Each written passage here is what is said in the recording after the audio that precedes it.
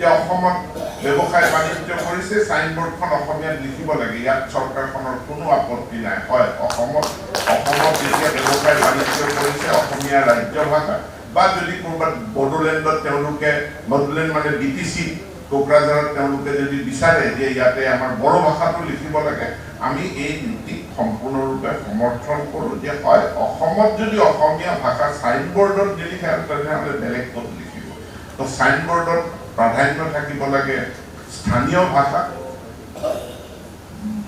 কি কয় বিটিসি কোকৰাঝাৰত বড়ো ভাষা কিন্তু বড়ো ভাষা লিখিলেও তাত আকৌ অসমীয়া যিটো ৰাজ্য ভাষা তো অসমীয়া ভাষাও থাকিব কিন্তু বড়োটো ওপৰত থাকিব ইয়াতো আমাৰ অসমীয়া ভাষাত থাকিব লগত সকলো বাহিৰৰ পৰা অহা মানুহও যাতে কিবা কাৰণত বুজি পাব পাৰে ইংৰাজীও লিখিব লাগে ইয়াত কোনো আপত্তি কৰাৰ ফল নাই গতিকে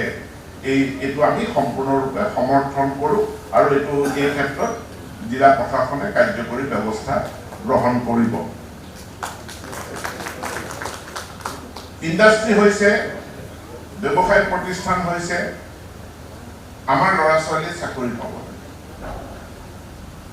80% নহয় 100%ই আমাৰ ল'ৰা ছোৱালী চাকৰি পাব লাগে তাত চৰকাৰ একমত এটা প্ৰশ্ন আহে যে চাকৰি কৰিবলৈ স্কিলৰ প্ৰয়োজন দক্ষতাৰ প্ৰয়োজন প্ৰফিচিয়েন্সিৰ প্ৰয়োজন আৰু তাৰ কাৰণে প্ৰয়োজন আপেক্ষে আজি আমি বিভিন্ন দক্ষতাৰ প্ৰশিক্ষণবিলাক কৰি আছো স্কিল ডেভেলপমেণ্টৰ কামবিলাক কৰি আছো বা অন্যান্য প্ৰফিচিয়েন্সিৰ কাম কৰি আছো যে যি অঞ্চলত ইণ্ডাষ্ট্ৰী স্থাপন হৈছে যি অঞ্চলত জাগিৰোডত সেমিকণ্ডাক্টৰ ইণ্ডাষ্ট্ৰী হ'ব জাগিৰোডৰ সেমিকণ্ডাক্টৰ ইণ্ডাষ্ট্ৰীৰ কাৰণে আমি যিমানখিনি মাটি দিছোঁ প্ৰায় 500 বিঘা মাটি দিছোঁ ৰাজসাহায্য প্ৰদান কৰিছোঁ ইয়াৰ পাছত যদি অসমীয়া ল'ৰা ছোৱালীয়ে তাত চাকৰি নাপায় ইণ্ডাষ্ট্ৰীটো বঢ়াইতো আমাৰ কোনো লাভ নাই গতিকে অসমৰ থলুৱা অসমীয়া খিলঞ্জীয়া ল'ৰা ছোৱালীক চাকৰিৰ কাৰণে যোগ্য কৰি তুলিব লাগিব সমান্তৰালভাৱে আমি এই দাবীটো সাব্যস্ত কৰিব লাগিব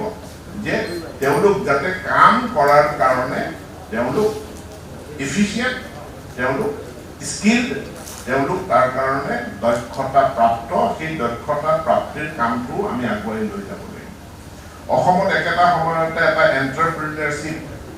আন্দোলনৰ প্ৰয়োজন হৈছে মই উজনি অসমৰ ক্ষুদ্ৰ চাহ খেতিয়কসকলক মই অশেষ ধন্যবাদ জনাওঁ যে উজনি অসমৰ ক্ষুদ্ৰ চাহ খেতিয়কসকলে এটা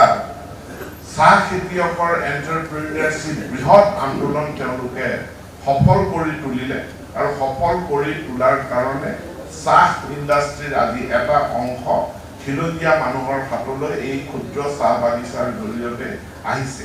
এনেধৰণে বাকীবিলাক ক্ষেত্ৰতো আমাক এটা এণ্টাৰপ্ৰিনিয়ৰশ্বিপ আন্দোলনৰ প্ৰয়োজন আৰু ইয়াৰ কাৰণে আজি আপোনালোকৰ হোৱা আলোচনাখিনি মৰ্মে আমি যিকোনো ইণ্ডাষ্ট্ৰী যিকোনো উদ্যোগৰ ক্ষেত্ৰত আমিতো ইনচেন্টিভ দিওঁৱেই চৰকাৰখনে খিলঞ্জীয়াৰ কাৰণে বিশেষ ইনচেন্টিভ দিয়াৰ পলিচি এটা অসম চৰকাৰখনে গ্ৰহণ কৰিব লাগে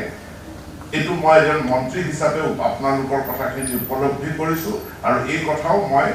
মাননীয় মুখ্যমন্ত্ৰীলৈকে কেবিনেটলৈকে আমি কঢ়িয়াই লৈ যাম